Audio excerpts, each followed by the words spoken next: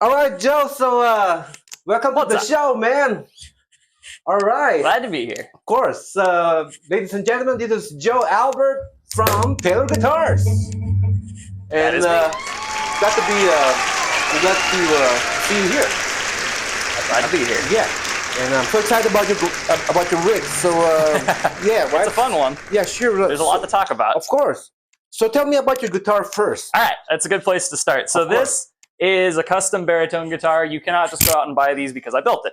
Yeah. So I bought a neck from All Parts because I didn't feel From like All spending. Parts? Yeah. All Parts neck, not crazy expensive, but it's a good neck. I didn't feel like spending money on all the tools and templates I would need to make a baritone neck. Right. So I just bought one. So it's a 27 7/8 scale, I think. Okay, Pretty sure. so it's longer. So it's long. It's longer than the 25.5, but not. Some baritones go to 30-inch scale. This one isn't that low. I'm tuned just in drop B, typically. Not drop B. B standard to drop A at lowest. Lower than that, you need a longer scale. Right. So the neck is that's the like, neck. how many frets are in there? This goes up like 22. 22. Yeah. But it's a longer scale. It's a longer scale. I think this is Right. actually sold as a conversion neck. You can stick this on a normal Strat and make it a baritone. On a normal Strat. Yeah, it's designed so body. that everything lines up with a normal Strat body. Oh, Obviously, I put okay. it on a Telly, but Okay. you know, it's got the Strat headstock. So Right. it was supposed to go on a Strat. Well, yeah. Yeah. Hey, I've seen guitars. I've seen Tellys with a Strat. Oh yeah, I honestly Or vice versa. don't crucify me. I like Tellys with Strat headstocks better. Something about that headstock, Yeah, right? I think it looks good. Yeah, So, yeah. as far as the body, everything from the neck down is entirely custom built. Body's mahogany that you can't really Yeah. tell. Got the plastic binding on it. Right. Pickups are the fun part here, not Telly pickups. So Yeah. this is a Seymour Duncan parallel axis single coil for the neck pickup, Sure. and a rail hammer chisel, I think is the model pickup for the bridge. Rail hammered. I think Reverend Guitars uses them. I think it's a separate company, but it's the same guy who designs them. Is it called rail hammered or just rail hammer? Rail hammer. Okay, cool. Yeah. And it's made by who? Which company? That's the company. Oh, really? Like I said, I think Rail hammer. I think the specific model of pickup is the chisel, but I don't remember. Okay. So- I never heard of them. Yeah. So in that playing clip there, you heard the Okay. neck and the middle positions. I didn't switch into the Right, bridge right. there. We'll get there later. Sweet. The electronics are standard. It's a three-way switch, volume, tone. Nothing really to write home about Okay. there. So you have a volume knob, Just- volume and tone. Just volume, tone. Okay. I honestly don't use the tone that much, and I do my volume with Sure. the volume pedal. So Right. they're just there to look nice mostly. No push pull, right? No, nothing Okay. fancy on this guitar. And is that a 5-way switch or a 3-way? It's just a three-way. Gotcha. Same as a normal Telly, Yeah, just with a bridge of humbucker. course. Yeah, the other cool thing here is this got custom-made metal pick guard. Mm. Same thing with the control cover on the back. Oh, nice. So, And That's who fun. made the pick guard, by the way? me? You, guys. I'm not so, much of a metal worker, but I can do pick guards. If you want a custom pick guard, contact Joe. Actually, I Albert. don't like making pick guards, so it's not going to be cheap. Okay, well, well, place your order now. Before I decide I'm really And the headstock is made by All Parts. You said? Yeah, All Parts. the neck is all parts, Yeah, just yeah. locking tuners on it. Sure. Nothing too fancy. Yeah, you know what? Honestly, I never played a baritone guitar, so I really don't know what do you call it? How it sounds like. You know, I know it's heavy, right? It can be. Yeah. I built this one so that it doesn't just do heavy, because most people Right. will play baritones for heavy music. Right. I wanted to be able to do more than that, so I picked a bridge pickup that could go heavy, but Yeah. neck pickup that could do some cleaner stuff like you just heard. Sure. So it gives a good combo. You can use it for a lot. Honestly, I play Right. ambient stuff more often than heavy stuff. Sure. Not to say I don't play heavy stuff. Yeah. So the idea of having a baritone is to give you a heavier sound, Just lower. lower, So right? Lower. This is tuned from B to B, so it's B, E, A, D, D, A, Right. D, F sharp, B. cool. Yeah. So you can play normal guitar chords on it. So this G chord goes a fourth Ah. lower. Nice. Okay. Oh, okay. So you can't play regular bar chords or Yeah. or first position Yeah, chords, right? all the chords are all the same shapes, they just become different chords. So like if I play an E here, Oh, okay. it becomes a B in this tuning. Oh, okay. Wow, cool. So that's a low B, right? Yep, a low B, exactly. Nice. So it's the same lowest note as a standard 7-string Right. tuning. So basically, if you're gonna form a C chord Right. And what chord would that be? So it'd be a fourth lower, so it should be an F, I think. An F. I don't want to do. Don't fact check me. Okay. Wow. And what string gauge are you using with that? I think the low string is 72. 72? I am not 100% on that. It's either 72 or 75. Wow. So yeah. Really thick, right? Yep. I can see that. And any mods on your nut? It's brass nut. Yeah. Oh, brass. So then this is new. I built the guitar a few months ago, and then just a few weeks ago put a brass nut on it. So I'm still dialing in the setup. If it's a little buzzy, I apologize, but sounds good to me. I like brass nuts because you get the same tone from your open notes as your fretted notes. You don't have a different tone for all your open strings. And who made the nut? You or me? Yeah. Cool. And so where do you get the brass? I mean, do you Amazon? Oh, Amazon. You just get it from Amazon. You don't have to spend all. If you have the tools to make nuts, you don't have to spend that much money on brass nuts. Very, very clever there, right there, Joe. And the fretboard is like what? A rosewood or what? Yeah, just rosewood, 12-inch radius, medium frets, nothing crazy. Yeah. Nice. And the body is made by you, right? Yeah, the body mahogany. I think it's a 2-piece. Wow. Yeah. Excellent. And I'm guessing you have some kind of template on your guitars? I print out PDF templates to scale, draw it on the body, trace it, and then cut it out freehand. Wow. If you put it on top of an Fender Telly, it's probably slightly different, but not different enough that you can tell looking at it. But it looks like a Telly to me, man. Yeah, exactly. I don't have to be that precise. I'm not selling these. It's got, well, it looks like a store-bought, you know? Right? I think I'll take that as a compliment. And the body is made of, I love what? Mahogany. Mahogany? Yeah. Cool. Which it kind of gives you a heavier or darker? Yeah, typically. I personally am of the opinion that the wood of the body doesn't matter a whole lot for electric guitars. Maybe you can tell a difference. Some people can, some people can't. I don't care too much. Yeah, mahogany I was able to get a good piece of mahogany, so I thought, well, I'll make a guitar out of that. Yeah. I usually have like basswood on my guitars. Yeah, I have a couple basswood. I like those. Yeah. Basswood, ash. Sure. Alder. And you, like you said, you don't really care. Yeah, I'm not gonna not buy a guitar because it's made of alder. I'm not picky. Nice.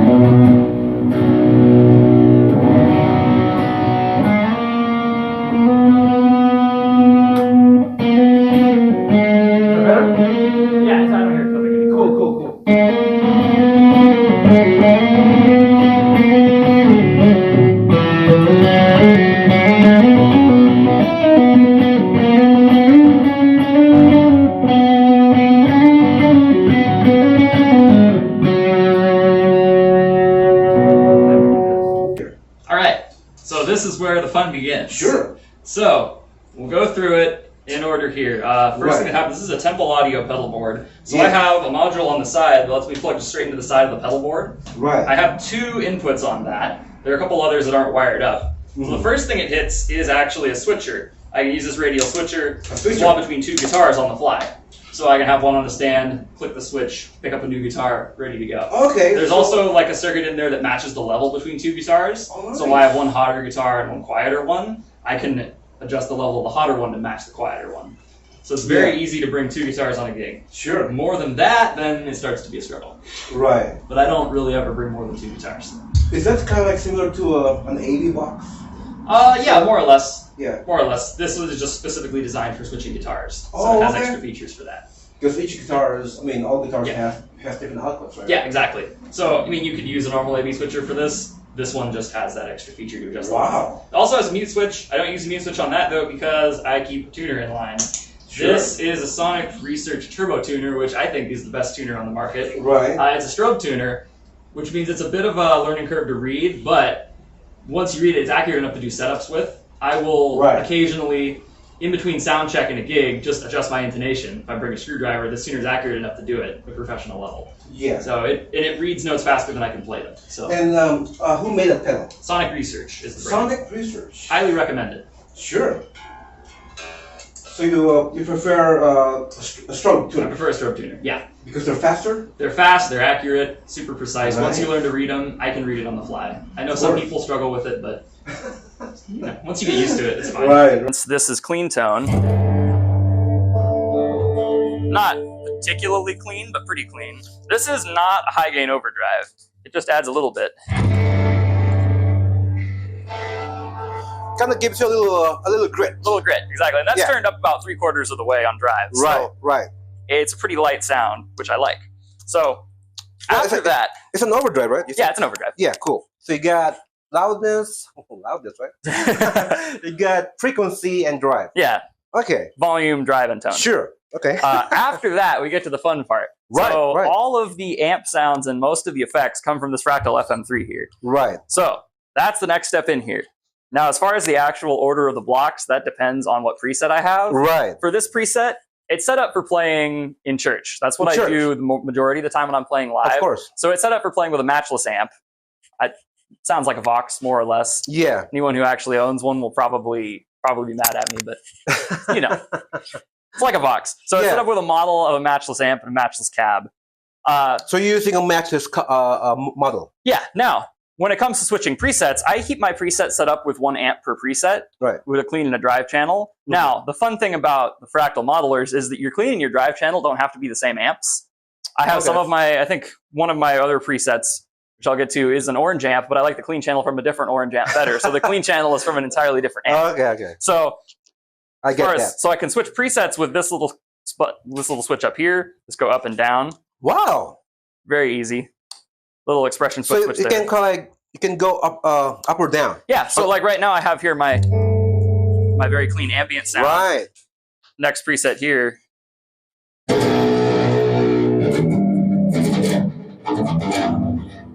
So it gives you that drive channel. Yeah, lots of flexibility. Right. So so you have a MIDI bay. Yeah, so I have which is a MIDI pedal? So the MIDI baby is entirely just a MIDI pedal. It's got 3 buttons on it. I use them for a few different things. It's really just to add extra buttons to the FM3. So the one on this side is a tap tempo. So you excuse me, Joe. So are you using a MIDI cable? Yeah, there's MIDI cables. The MIDI routing runs from this MIDI switch, the MIDI baby, to the delay pedal and then passes through to the FM3. Nice. So I use that to set the tempo with the tap tempo switch for both pedals, both for the delay and the FM3. So everything syncs to the same tempo. Right. I can see it's blinking right now. Yeah, exactly. So I can tap in a faster tempo for my delays. Wow. Slow it down. That's really cool, man. Nice. Nice. And the second channel second switch is a lead boost. This makes it louder. Sure. A little extra drive. And then the last switch here is amp channel. So it goes from blue to red. Okay. Right. And you're using the Ampero? The Ampero switch is just because it's the cheapest 2-button switch I could find. So that will switch your channel? That switches presets. Oh, presets. So yeah, switches to entirely different amps, different effects and setups. Nice. I mean, I have a preset on here that's dialed in for playing bass. So those 2 buttons just scroll through all the presets. Cool. If I know I'm going to use, say, 2 or 3 in a gig, I'll just put them next to each other. Right. And are you using a standard 1/4 inch? Yeah, it's an expression foot switch basically. Okay, cool. So nice. It plugs into the expression pedal input on this MIDI baby, and then the data gets sent over MIDI. The other thing I have here, this is not through MIDI. This is just a standard expression pedal. This I keep set up to do 2 things. One is just a volume pedal. Right. But the cool thing with the FM3 or any Fractal modeler, you can set up your volume pedals with adjustable curves. So this one is set up specifically for doing swells like this. Swells. It doesn't actually mute when you're all the way down. You can hear it. And I like to do that because the swells sound cleaner and less choppy if you don't mute all the way in between your chords. And it sounds more natural. Yeah. So if I want to mute, I'll just use the tuner. Right. The other thing is this volume pedal has a switch. You click the toe down, switches to a wah. Very clever. Click it down, it switches back to volume. Right. So I can do a lot more stuff Right. without taking up space for two full-size expression pedals. So that model is so it has a built-in wah. Yeah, it has pretty much every effect built in. No, I mean like that pedal. No, so it's all digital. That's all expression pedal. So in the Fractal, you set up a wah pedal block, Oh, okay. and you control it with an expression. So the wah is coming from the Fractal. Exactly. The wah is coming from the Fractal. The way I programmed it, in case anyone has one and wants to do this, is you set up the expression on one input. You need an expression pedal with two outputs, one for the expression and one for the switch. You have your expression input, which you set up on both your volume block and your wah block. Okay. And then you set the toe switch as a bypass on both blocks, except you flip one so that one is always on when the other is off. Right. So that way it just seamlessly switches between volume and wah. Right. I can see the toe switch. Yeah, exactly. Underneath. So super convenient, because I wanted to have both volume and wah, but I didn't want to take up space on the board with two full-size pedals. Wow. So it took me a minute to find a volume pedal or an expression pedal that would do both. But once if you have one with the right outputs, you can set it up really cleanly and conveniently there. Right. I think on every preset you have a wah. Yeah. Right. No, I mean, not the all Fractal is super versatile. I could set up a different block to switch in instead of the wah. I don't have one set up right now, I don't think, but I could do things like just like a low pass filter sweep, which is I kind of use a wah for sometimes anyway. So you could set up for filter sweeps. You could set it up as an expression control for pretty much anything else. Who made that expression pedal, Joe? This is Mission Engineering. Mission Engineering. I'm pretty sure. Okay, so it's one of their top expression pedals, right? Yeah, I don't remember if it was designed for use with the Fractal or if it was designed for use with a different modeler. It's but if you program it right, you can use it for this. It's universal. Yeah, there are some. I think like Line 6 modelers use a slightly different standard. Right. Well, actually, it might work, but might not work right with another brand. Right. Okay. But so I couldn't tell you which exact model this one is because I bought it years ago. Well, a guy sold me an expression pedal by them, right? Same company. Yeah. But it didn't have the switch. The toe switch. Yeah. Like I said, I had to look for a little bit to find one that had the switches and the outputs I wanted. Okay. So, but this one works, right? Yeah. No, this one works great for what I'm doing. Man. I set it up once and haven't needed to mess with it. Right. It's very convenient. So the FM3 is great. It sounds great. It has a lot of effects, but it's a little limited in processing power. So what I do to save CPU usage on it is I run my delays in an effects loop. So it's a stereo effects loop. So I can run stereo delay here. So the first thing in the effects loop is this Boss DD500 delay, which I have set up. There's a few different ways to program these. Right. The great delay, all sorts of modes. The way I have this set up is that the A and B switches will be either one or the other is on. So I'm not running dual delays through this. You can run dual delays as like a dual delay setting, but I don't run both delay sides at the same time. So it's either one or the other. The reason I have it set up like that, I'll switch banks down to get to just like my standard dotted eighth sound. I have it set up with two sounds, just have a less delay and a more delay. I saw you stomp on those two buttons. The two buttons is to change banks. So I have different banks of presets in this delay pedal. Right. So if I go to bank 3, I have one that just makes like a pad sound. And then the last thing here is a hold switch that will hold this delay out because I'm not using the internal tap tempo. I'm syncing it from my MIDI controller. Right. So I can just hold this down, hold out a delay, switch to, I think this is like it's like a slow attack delay. I can just hold out the delay forever by holding down on this switch. Sure. Forever. Till I decide I'm tired. Right.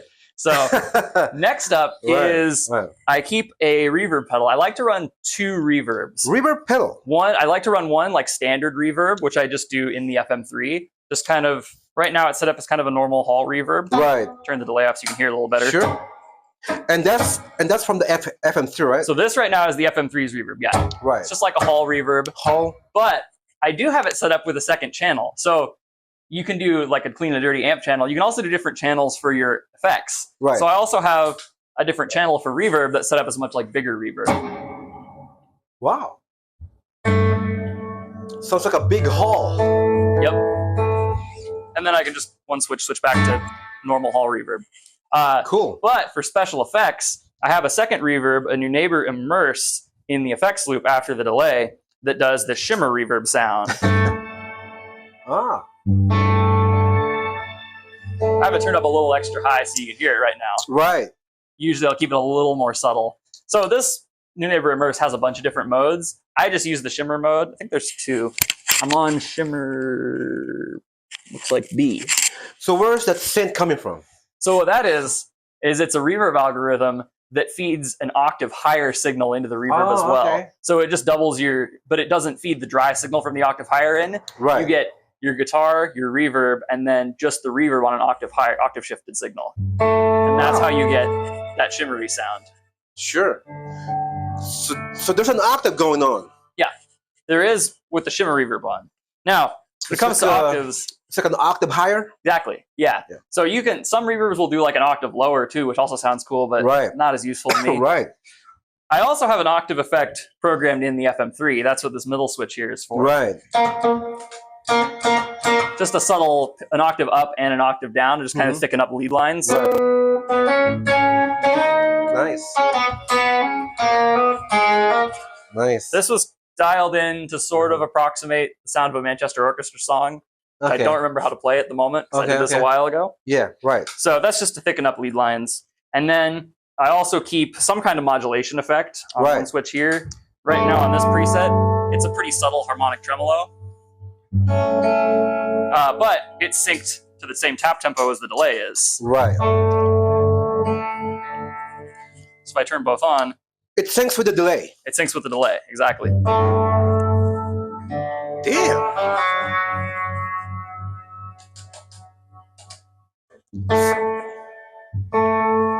And you're using the immerse for an added reverb? Just for the added shimmer, yeah. Just a little choir of angels singing above you with effect.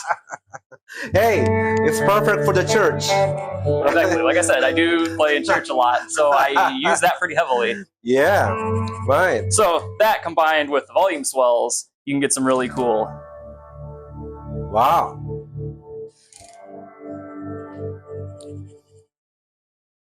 Sounds very organic. Exactly. Yeah, love it. But the whole goal here is also I can pretty easily switch to some kind of a lead sound. Sure. Just switch my really washy reverbs off and.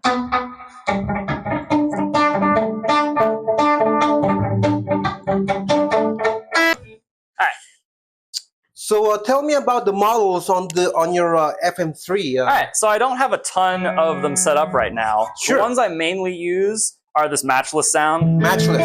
That's the one I'm mainly using right now. I have one set up on a different preset that I believe is a Wagner amp model. Wagner. So a little more drive if I want to go a little heavier but not full heavy. And then the third one I use most frequently. Yeah. Which if I want to go heavier, I have just like an orange amp model dialed in right here. Let me switch over. This takes a little bit different. Do you know what model is that from Orange? I don't remember. Yeah. No, I probably could dig in the menus, but I also, pro tip, I don't bother setting up presets just on the screen on the Fractal. Just plug a laptop into it. Yeah. It's so much easier, so much quicker. Okay. Yeah. So, right. But so I keep an orange amp of some kind set up here for if I want to do baritone things. Sure. I want to hear more of that sound. Well, let me real quick switch into drop A tuning. Okay.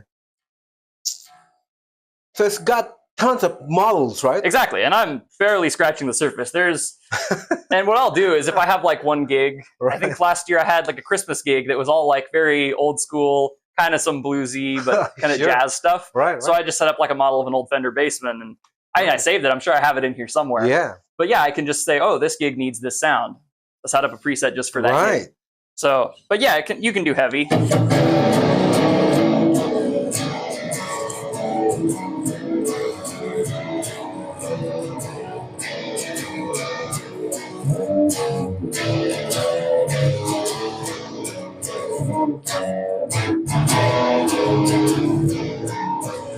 Pretty sloppy, but you can do all kinds of sounds. A lot of metal guys use these modelers.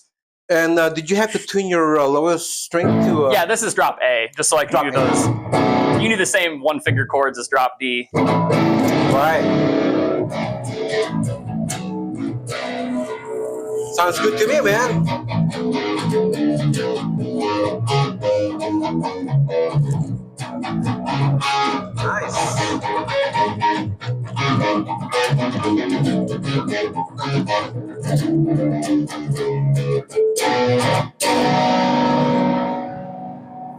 Excellent.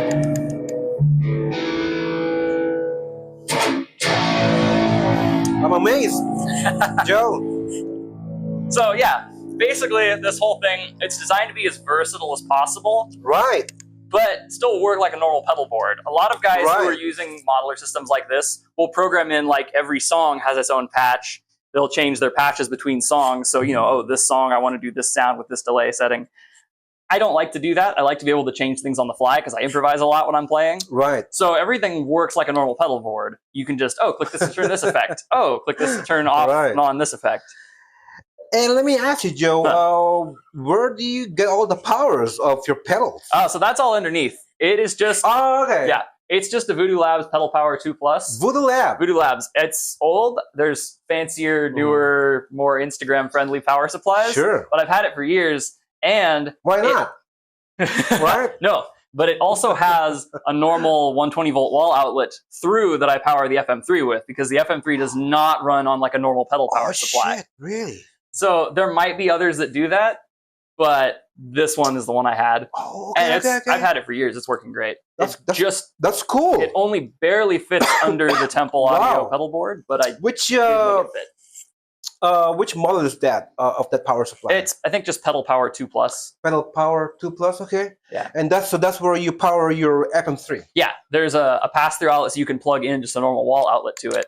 So it's just an IEC power supply, which I had to modify the pedal board a bit. I want to see that later. Yeah, you can flip it up. It's not that impressive looking. It's all very well hidden. It's okay. But I had to like do some metalworking to actually fit the cable up through. So this pedal board is a bit modified. Once I figured out the layout, I kind of had to set it in stone. Do you have to tuck in your power cable in there somewhere and try to? Yeah, it's not very cleanly routed, but it's all secure. It doesn't move around.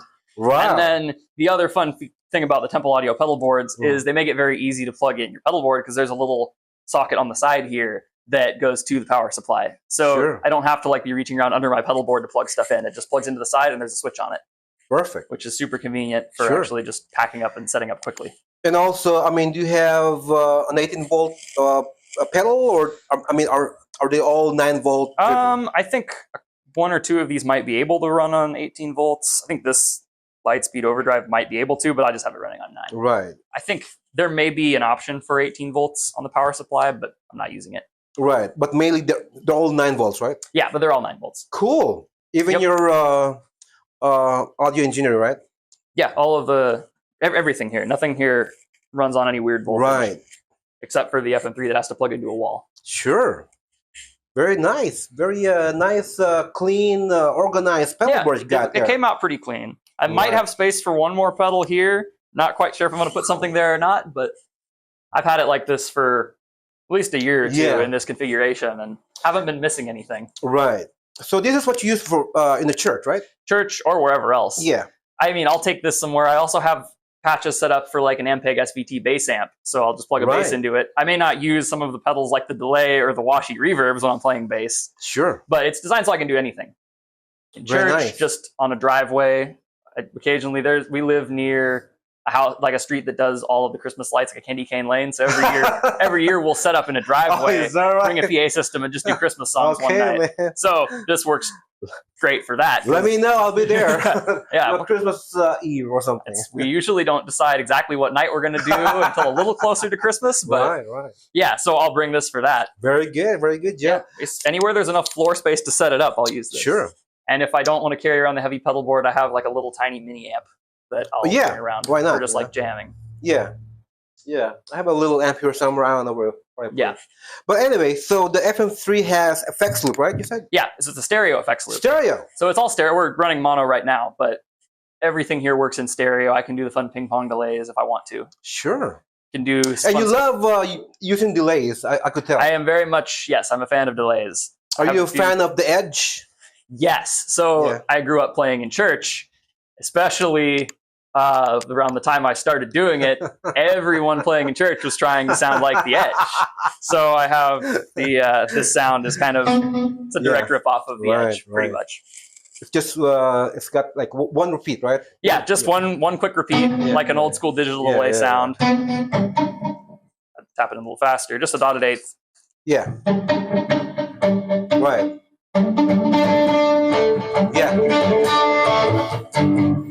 Sounds really good. Yeah. The other Sounds delay really that I use the most in a slightly different bank here is just like a pattern. So this is set up, I'll give it a little bit slower sound so you can really hear it. Nice. It's set up as a dotted eighth delay with like a ghost note before it. Right.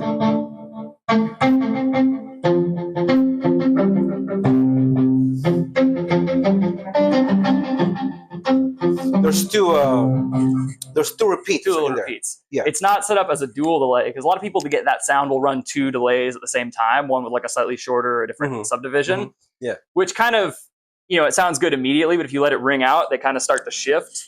This is programmed with the Boss DD500's pattern delay, so the pattern stays the same throughout the entire decay.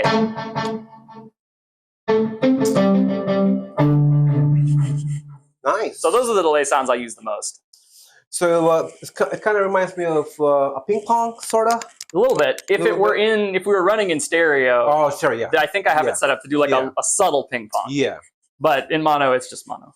Well, in your church, I'm sure you have like two speakers. Yeah, we have. So I can run stereo there if I want to. Nice. Which, again, I also do live sound. Running in stereo for live sound is a little bit overrated. Right. But, when you can do it, it's fun. Definitely, dude. Damn. What are these buttons? So for these ones, I've been seeing people using that. Yeah. I think there's a company that makes them called Barefoot buttons. They're expensive, and these are just the knockoff from Amazon. But it just makes the foot switch bigger, so it's harder to mess up when you're hitting stuff here. Because especially if I'm doing a lot of tap dancing with the delays, I'm like mashing on two of them to change banks. I don't want to miss them, so I have those just on that pedal because it's the one I do the most button mashing on. It's very useful when you're trying to stomp on two pedals, right? Exactly. Right. Yeah, and that's the biggest thing because I don't have the MIDI switch program to change banks just because I wanted the buttons for other things. Right. So I just do that the way it's designed in the delay pedal. And you had this delay for a while, right? Yeah, I bought this probably 5 years ago. Wow. First owner? No, I bought it used. I buy all my stuff used if I can. Yeah. This was used. That was used. The fractal too, huh? Yeah, the fract I bought used. Okay. But they're expensive. I wasn't trying to pay full price for that. I know, right? Some of the stuff was new. But you know what?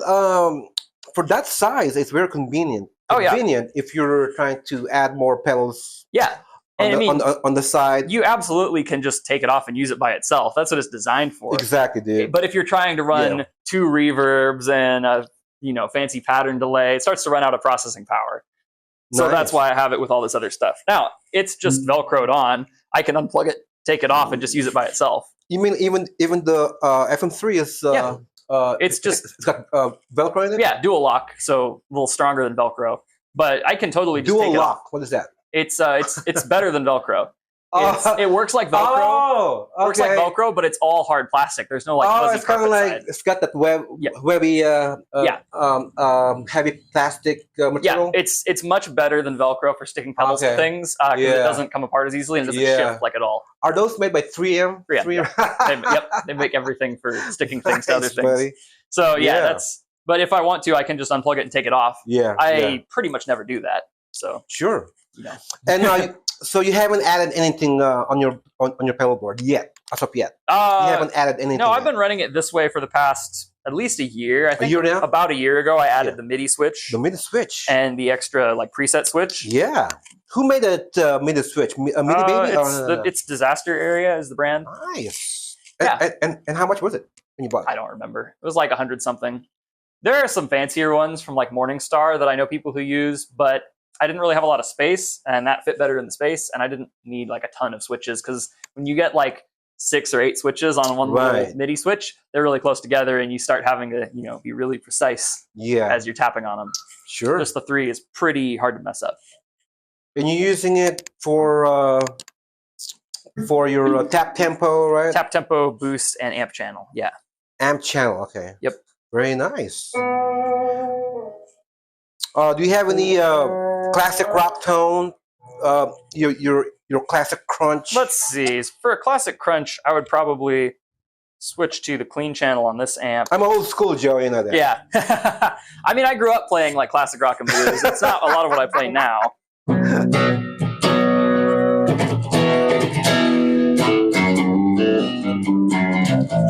Of course, this is a baritone. I don't know. Well, not many classic rock songs are written for baritones, but I hear it. I hear it.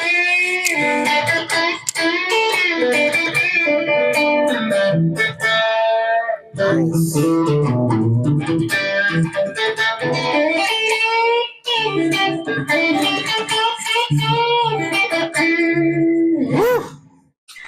Reminds me of Bill Gibbons, man. yeah, I can see that. I can see it. Yeah. I learned to play electric from a guy who was into like the rockabilly, the blues, so comes out occasionally. Oh, of course, right?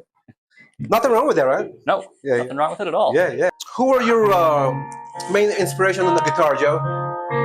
Let's see. There we go. Fixed it. Yeah. I'm gonna mute this for now. So, so when did you start playing the guitar, Joe? Started playing the guitar when I was 12, I think.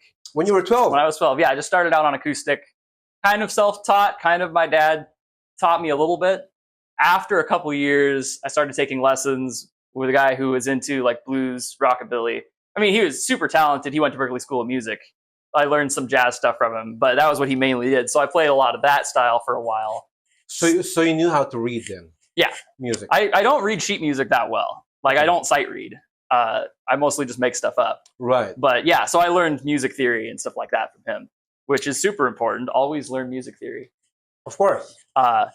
You gotta know your scale, right? Your scales. All the scales. Not all the scales. I don't know. Right. I know the useful scales. So right, the blues scale, right? The blues scale. That one's useful. Yep. A pentatonic, right? Mm-hmm. Yep. Your A major scale. Yeah. Cool, man. Yeah. So I started around that time playing guitar in church when I was like 15 or 16, and that obviously is very influenced by you too. So I learned how to do all the edge stuff, which if I had a Strat and not a baritone, I would mess around with. But this guitar doesn't work that well for doing that. Yeah. I also started listening to a lot of like some heavier, like not like metal music, but like hard rock, some like emo stuff. So I'm a big fan of Thrice. I think I played one or two of their riffs back in there. Right. So yeah, I kind of just blend all those stuff together. And I mean, I listen to a lot of different styles of music. Yeah. Some like, I also grew up listening to like old school 70s prog rock, like Yes. Sure. Because that was what my dad liked. Of course. So I don't remember how to play any of that off the top of my head, but so I have a lot of influences from a lot of different places.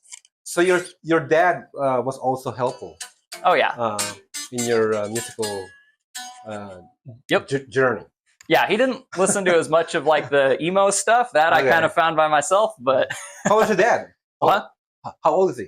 I couldn't remember. Older than I am. Of course, right? 50 something. 50 something, okay. So he grew up around classic rock, of course. Exactly. Yeah. There you go, man. So does your dad play too? Yeah, he mostly plays bass nowadays. Oh, okay. Wow. Yeah, I come from a very musical family. I'm the oldest of the kids. I play guitar, bass, whatever. If it looks like a guitar, I can probably play it. The next youngest brother is a drummer, a really good drummer. Next youngest brother is like a classically trained pianist. And then the other two, there's two other brothers. I have a lot of younger brothers do like musical theater right now. So they can sing. So how many brothers do you have? You said I have 4 younger brothers. 4 young. So are you the oldest? Yeah, I'm the oldest. So no sisters? No sisters. Nope. No, there's always been a lot of music around our house. Wow. You know what? You guys could form a band. Oh, we do. Oh, you guys do? Yeah. Oh, shit. We aren't playing live right now, but we have a band called For Instance that we record with and we put stuff out. I'll make sure you get a link so you can put it in the video somewhere. Of course, buddy. Send it to me, man. Yeah. No, we're prepping for a little studio session next week. Okay, nice. Yeah. Nice. Are they in the same age range or sort of? Yeah, they're a couple of years younger than me. Okay, nice. Yeah. Remember the Osmonds? Yeah. That's your dad. Or the Jackson 5, right? There you go. Yeah, I've heard that one a few times. or the Bee Gees. Yeah, that's true. Yep. Cool. Yeah, no. So we play because the three of us all have very different like influences, musical backgrounds. Right, so when we right, write stuff together, it's just kind of nonsense. Yeah. Stuff we're writing now is like we're gonna go and record like a couple songs that sound like 40s like Elvis style for no reason at all. Right. Well, sometimes it works that way, right? Yeah. Having different backgrounds. Oh yeah, the combining influences. Combining influences, you get some really fun combos. Sure. All right, Joe. Can you play us another song for? Let's see. Let me tune real quick. Sure, buddy. I think I'm a bit. That's a lot of reverb, but not too much. All right, guys. Joe will play another song.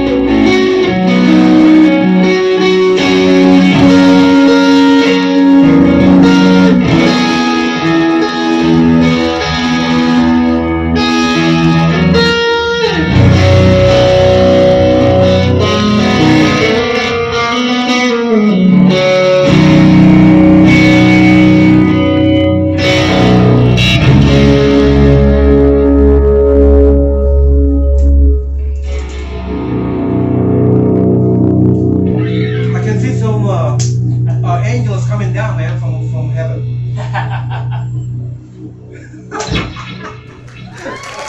was good, Joe. Nice, Joe. It's not bad to look from the show. I think you're tweaking, right? And well, you can get a good sound out of it. Yeah. But the other thing here is this is not exciting, but I have pretty easily accessible just EQ settings right here. So if I plug into a weird sound system, I can just click a couple buttons and adjust my EQ so it sounds good. Definitely, dude. Yeah. And so you have an onboard EQ. Yeah. There's very powerful EQs. I have just the simple stuff. Sure. I think I have it set so the bass and the mid controls are on an amp, but the treble control is an EQ after the amp. Okay. And you can so you have a pre and you have a post, right? I have a couple of different EQs. So if I perfect. Set right enough, I can just go.